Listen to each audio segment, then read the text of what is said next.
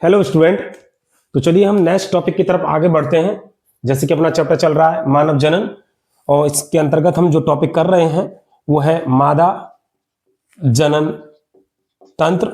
इसके अंतर्गत हमारे जो टॉपिक हो चुके हैं अंडाशय, अंडवाहिनी, गर्भाशय, गर्भाशय ग्रीवा, योनि, और कल तक की हमारी जो क्लास थी उसमें हो चुका था भग यानी कि बलवा। और मादा जनन तंत्र का एक लास्ट टॉपिक रह गया है जिसका नाम है स्तन ग्रंथि। तो चलिए इसको भी क्लियर कर लेते हैं आज। स्तन ग्रंथि, इंग्लिश में इसको बोलते हैं मेमोरी ग्लैंड्स। तो चलिए इस टॉपिक को करने से पहले हमको इसका एक डायग्राम बनाना पड़ेगा। आप मेरे साथ साथ इसका डायग्राम बनाइए। मैंने जैसा कि कल भी आपको बोला था कि इस चैप्टर में से ड्राइंग भी आ सकती है, तो चलिए बनाइए मेरे साथ साथ।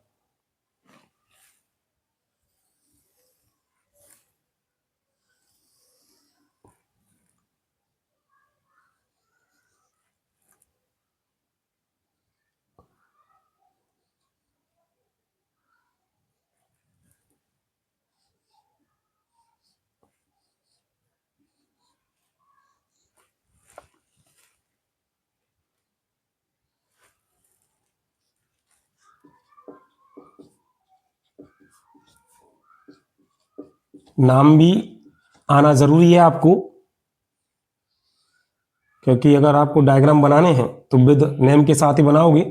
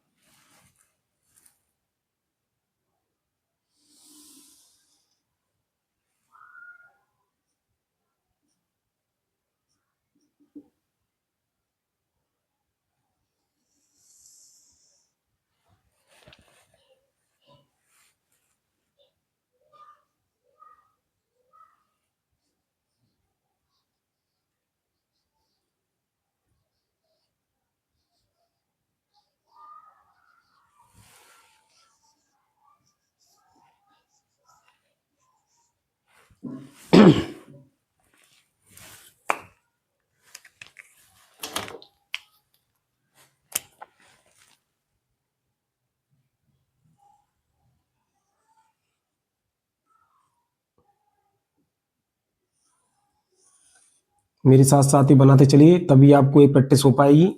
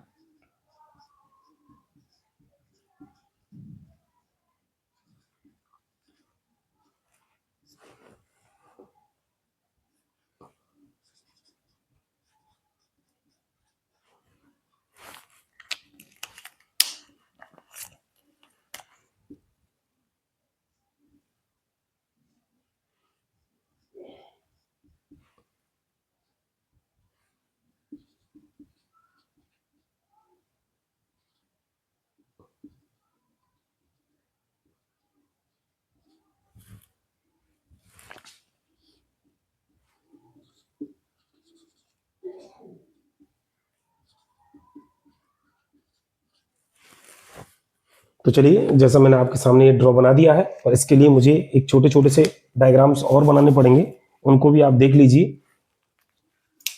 ताकि आपको समझने में प्रॉब्लम्स ना आए।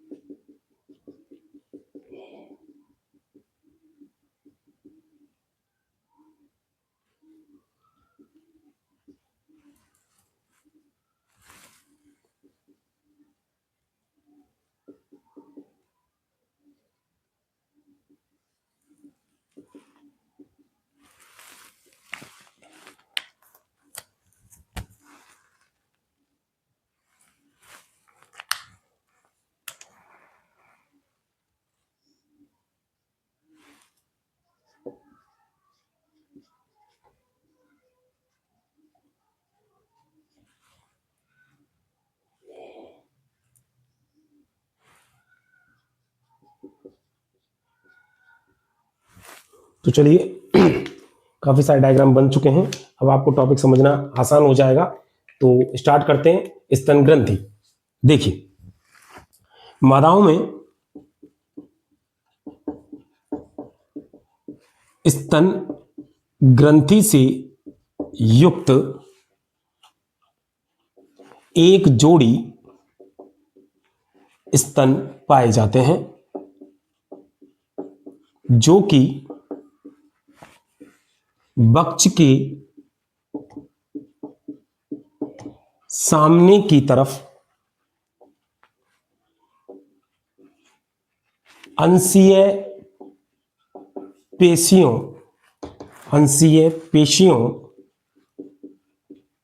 पेक्टोरल मसल्स के ऊपर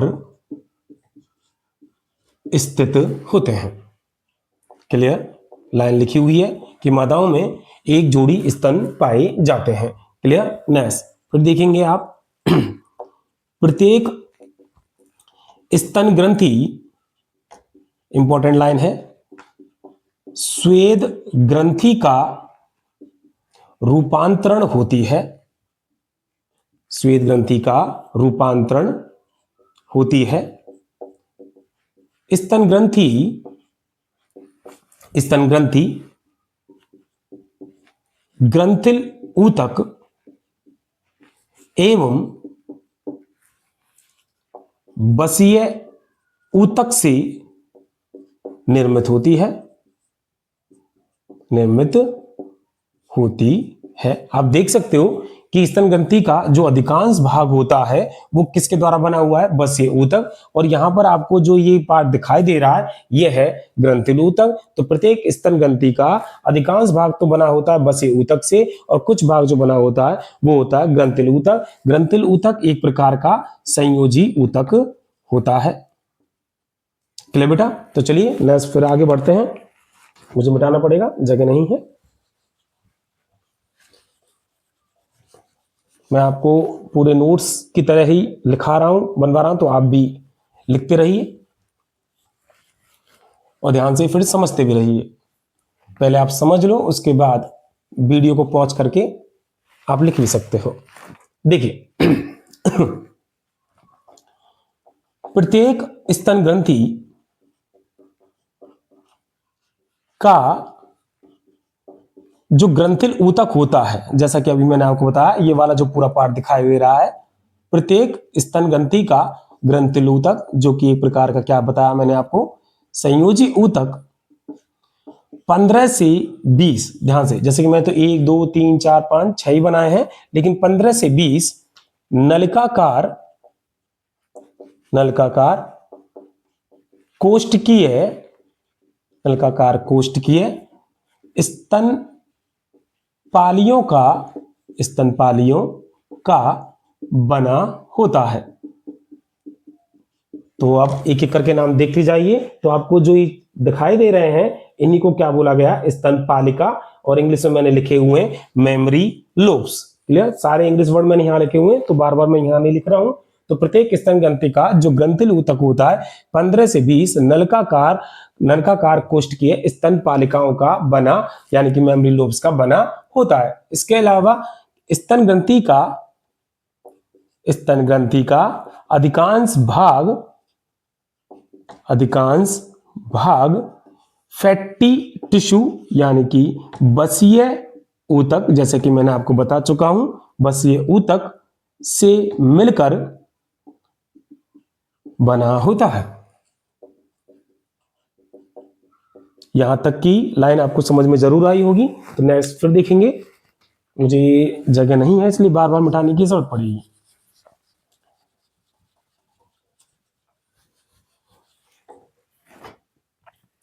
नेक्स्ट देखेंगे, प्रत्येक स्तन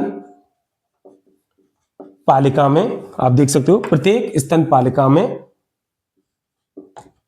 अंगूर के गुच्छों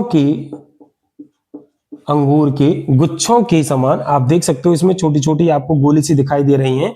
तो प्रत्येक स्तन पालिका में अंगूर के गुच्छों के समान दुग्ध ग्रंथियां पाई जाती हैं जिन्हें कूपिकाएं, इंग्लिश में आपको वर्ड लिखा भी हुआ है एल्वियोली, आप देख सकते हो स्तनपालिका में पाई जाती है स्तन कूपिकाएं, एल्वियोली कूपिकाएं कहा जाता है। इसी एक स्तनपालिका को मैंने यहां ड्रॉ में भी बना रखा है, आप देख सकते हो यहां स्तनपालिका है, स्तन कूपिका आपको दिख रही है अंगूरों के गुच्छों के समान। ये कूपिकाएं कुछ और नहीं उपकला ऊतक के ही स्ट्रक्चर होते हैं, स्ट्रक्चर ऑफ एपिथेलियल सेल्स, आप ऐसा भी इसको याद कर सकते हो। तो क्या बताया, प्रत्येक स्तनपालिका में अंगूर के गुच्छों के समान दुग्ध ग्रंथियां पाई जाती हैं जिन्हें कूपिकाएं यानी कि एल्वियोली कहा जाता है। और ये एल्वियोली क्या होती हैं, उपकला ऊतक की ही सेल्स या स्ट्रक्चर होती हैं, स्ट्रक्चर ऑफ एपिथेलियल सेल। तो आप स्तनपालिका के बाद क्या कर चुके हो, स्तन कूपिका के बारे में कर चुके हो। नेक्स्ट आगे बढ़िए। तो देखिए आप देख रहे हो तो प्रत्येक कूपिकाओं से क्या निकल रही हैं, कुछ नलिकाएं निकल रही हैं। तो देखिए प्रत्येक कूपिका से या प्रत्येक कूपिका एक नलिका में खुलती है, एक नलिका में खुलती है। अब आपको यहां यह जानना भी जरूरी है कि जो मैंने बताया है कि अंगूर के गुच्छों के समान दुग्ध ग्रंथियां पाई जाती हैं जिन्हें कूपिकाएं कहते हैं, तो यहां यह भी जान लो जैसे मैंने बोला कि जो कूपिका है, कूपिकाओं के अंदर क्या पाई जाती है, सेल्स, और इन्हीं से क्या स्रावित होता है, दुग्ध। तो कूपिकाओं की जो सेल्स होती हैं उनसे क्या निकलता है, दुग्ध निकलता है, दुग्ध स्रावित होता है। और ये जो दुग्ध होता है ये कूपिकाओं की गुहा में, तो ये गुहा है, ये कूपिकाओं की गुहा में ही आकर एकत्रित हो जाता है। ठीक, नेक्स्ट फिर ये जो कूपिका है एक नलिका में खुलती है जिसे कहा जाता है स्तन नलिका। तीसरा नाम देखिए, स्तन नलिका, एक हो गया, दो हो गया, और अब स्तन कूपिकाएं जो हैं वो किस में खुल चुकी हैं, स्तन नलिका में खुलती हैं। तो प्रत्येक कूपिका नलिका समान अंग में खुलती है जिसे क्या कहा जाता है, स्तन नलिका कहा जाता है। क्लियर बेटा? नेक्स्ट आगे देखिए।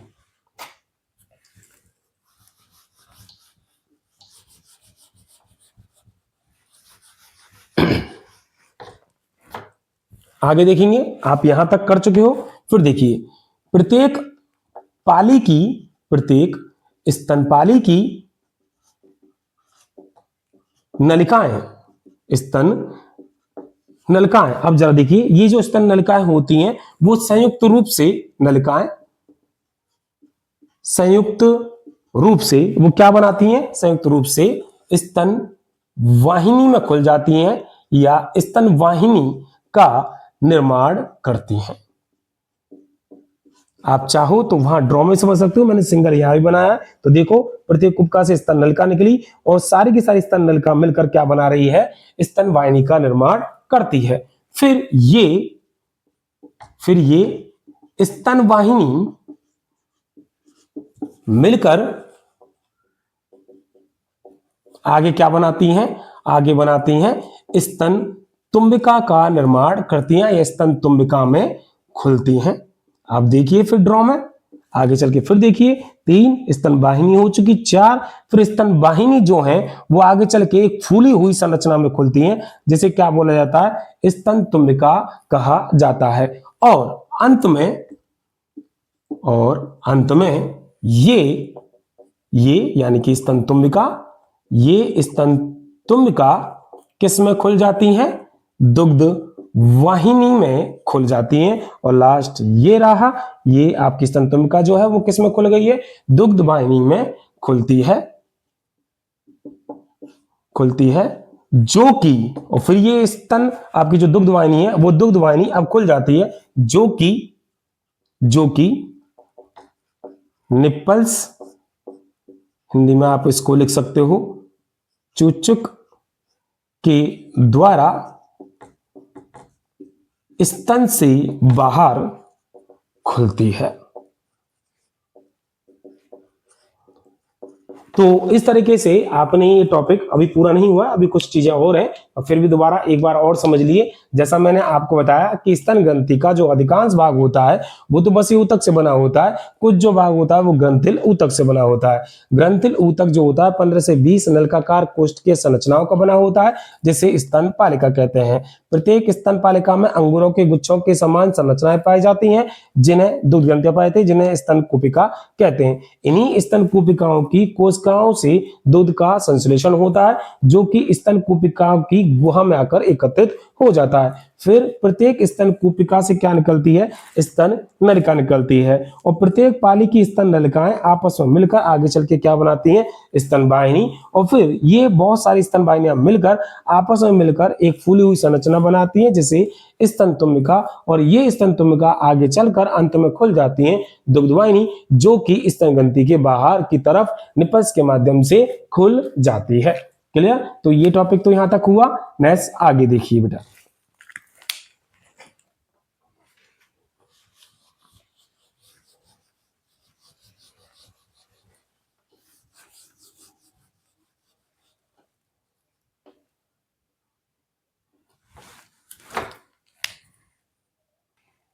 नेक्स्ट देखिए, चूचक, या इंग्लिश में मैं लिख रहा हूं निपल्स, स्तन ग्रंथियों के शीर्ष पर उभरी हुई एक पिगमेंटेड, हिंदी में इसको मैं लिख देता हूं एक बार, वर्णकित संरचना है। जैसा कि आपका लास्ट पार्ट यहां खत्म हुआ था निपल्स, उसी को मैंने ड्रॉ को ये सामने से यहां ऐसा बना रखा है। तो ये रेड कलर का जो साइन बना हुआ है ये लिखा हुआ है निपल्स, ये वाला पार्ट। तो चूचक स्तन ग्रंथियों के शीर्ष पर एक उभरी हुई पिगमेंटेड या वर्णकित संरचना है, जिसके चारों तरफ का भाग गहरा पिगमेंटेड होता है, गहरा पिगमेंटेड होता है, जिसे क्या बोला जाता है? जिसे एरियोला मैमे कहा जाता है। इसको हिंदी में आप लिख सकते हो स्तन परिवेश, स्तन परिवेश कहा जाता है। क्लियर बेटा? नेक्स्ट फिर देखिए, ये जो निपल्स वाला पार्ट होता है, निपल्स पर 0.5 mm के तकरीबन 15 से 20 छिद्र पाए जाते हैं, ये जो छिद्र होते हैं, ये छिद्र सीवेशियस ग्रंथि, जो कि तेलीय ग्रंथि होती है, सीवेशियस ग्रंथि का रूपांतरण होती है। क्लियर? तो यहां देख सकते हो रेड साइन पे मैंने छोटे छोटे ड्रॉप कर रखे हैं। तो निपल्स पर भी 15 से 20 छिद्र पाए जाते हैं, जो कि सीवेशियस ग्रंथि का क्या होते हैं? रूपांतरण होते हैं। बाकी जैसे कि कुछ लाइन और आपको लिखनी हो तो ये भी लिख सकते हो, निपल्स के चार तरफ का जो भाग होता है वो फैटी टिश्यू के कारण ज्यादा उभरा हुआ दिखाई देता है। क्लियर? यहां तक की लाइन हुई। नेक्स्ट कुछ चीजें और हैं वो भी देख लीजिए।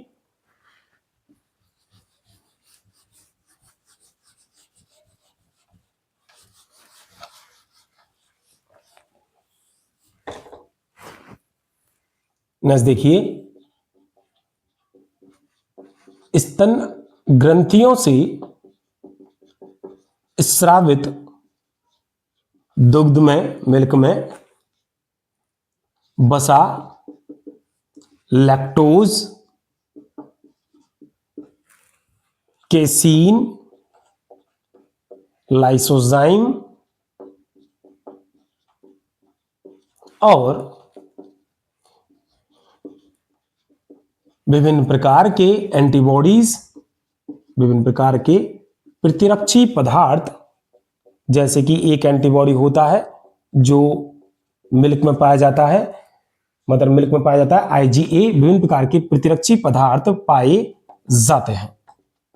ये चीज हम जब आपका चैप्टर खत्म होगा तब भी आएगा। दुग्ध में, दुग्ध श्रवण में भी लाइन यही आएगी जो मैंने यहाँ लिख रखी है। तो स्तन ग्रंथियों से स्रावित दुग्ध में वसा, लैक्टोज, कैसीन, लाइसोजाइम और विभिन्न प्रकार के प्रतिरक्षी पदार्थ पाए जाते हैं। ठीक, नेक्स्ट इसके अलावा एक चीज और, मां के दुग्ध से शिशु को पोषण प्राप्त होता है, पोषण प्राप्त होता है, साथ ही साथ विभिन्न संक्रमणों से सुरक्षा भी मिलती है, सुरक्षा भी मिलती है। क्लियर? कुछ लाइन और है वो भी आप देख लीजिए। अब जो मैं लाइन लिखने वाला हूं वो आपके लिए, इस चैप्टर के लिए इंपॉर्टेंट है, ध्यान से देखना बेटा। देखिए बेटा, इंपॉर्टेंट लाइन है, स्तन ग्रंथियों की वृद्धि, आपसे क्वेश्चन पूछा जा सकता है स्तन ग्रंथियों की वृद्धि किस हार्मोन के कारण होती है? तो स्तन ग्रंथियों की वृद्धि एस्ट्रोजन हार्मोन के द्वारा होती है। अब आपसे एक चीज ये पूछी जा सकती है कि एस्ट्रोजन हार्मोन का जो सीक्रेशन है वो कहां से होता है, किसके द्वारा होता है? वैसे तो चैप्टर में जब आप आगे बढ़ोगे तो वहां भी मिल जाएगा, पर यहां भी थोड़ा सा सुन लीजिए, इस एस्ट्रोजन हार्मोन का सीक्रेशन कहां से होता है। तो देखिए, एक तो जैसे आप चैप्टर में आगे बढ़ोगे तो आपको अंडाशय में एक संरचना मिलेगी जिसका नाम है कार्पस लुटियम। इसके अलावा एक आपको सेल्स मिलेंगी जिसका नाम है ग्रेनुलोसा कोशिका। क्लियर? इसके अलावा एक नाम जो आप जानते भी होंगे जिसका नाम है अपरा। तो ये तीन चीजें वो हैं जिसके द्वारा एस्ट्रोजन हार्मोन का सीक्रेशन होता है। साथ ही साथ हो सकता है कि कभी कभी किसी टीचर के द्वारा या किताब में ये भी हो जाता है कि एस्ट्रोजन हार्मोन का जो सीक्रेशन है वो किसके द्वारा? अंडाशय के द्वारा, क्योंकि ये दोनों चीज जो है कार्पस लुटियम और ग्रेनुलोसा कोशिका वो किस में ही होती है? अंडाशय में। तो ऐसा भी आप ले सकते हो कि एस्ट्रोजन हार्मोन का संश्लेषण या सीक्रेशन किसके द्वारा होता है? अंडाशय और अपरा के द्वारा होता है। तो पहली लाइन मैंने क्या लिखी? स्तन ग्रंथियों की वृद्धि किस हार्मोन के द्वारा होती है? एस्ट्रोजन हार्मोन के द्वारा होती है। नेक्स्ट फिर देखिए, स्तन ग्रंथियों में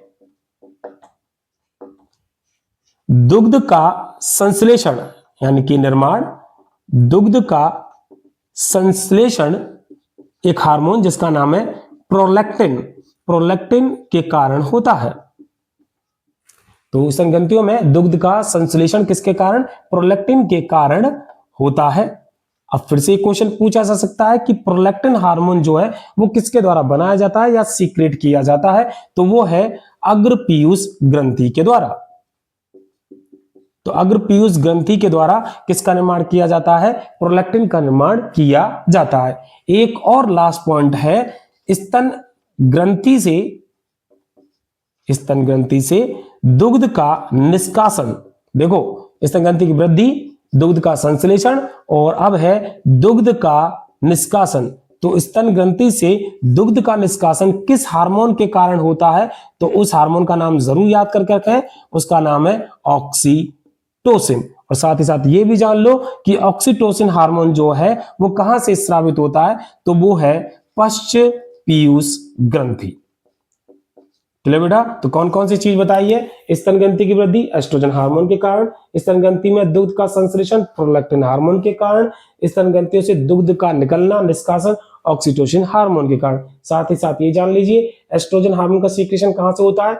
अंडाशय और अपरा, या ऐसे भी लिख सकते हो कार्पस लुटियम, ग्रेनुलोसा कोशिका और अपरा। ये जो दोनों नाम है जो आपको अभी कंफ्यूज कर रहे होंगे, चैप्टर में जब आप आगे बढ़ोगे तो आपको दोनों ये पता चल जाएंगे। नेक्स्ट, प्रोलैक्टिन हार्मोन का सीक्रेशन अग्रपीयूष ग्रंथि के द्वारा।